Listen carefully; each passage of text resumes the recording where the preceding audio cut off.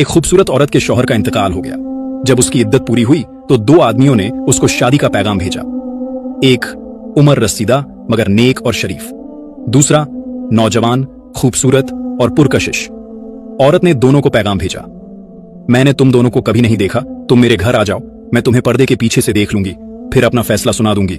दोनों एक ही दिन उसके घर पहुंच गए। उन्हें एक कमरे में बिठाया गया, दरमियान में पर्दा लगा हुआ था। औरत अभी नहीं आई थी। दोनों बातें करने लगे।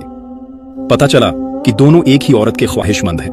बूढ़े आदमी ने सोचा, यकीनन वो इस नौजवान को चुन लेगी, खूबसूरत भी है, बोलने का अंदाज भी अच्छा है। बूढ़े ने नौजवान से पूछा, बेटा तुम्हारा हिसाब किताब कैसा है? नौजवान बोला, अल्हम्दुलिल्लाह, मैं अपने घर के हिसाब में बहुत मोहतात हूं। एक अशरफी भी खर्च हो तो मुझे पता होता है, कुछ भी मेरी इजाजत के बगैर नहीं खरीदा जाता।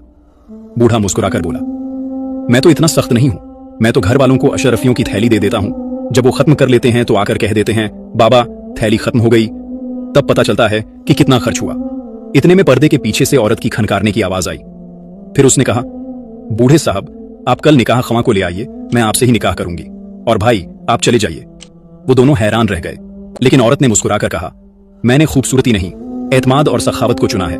अच्छा शौहर वो नहीं जो हिसाब रखे, बल्कि वो है जो भरोसा करे।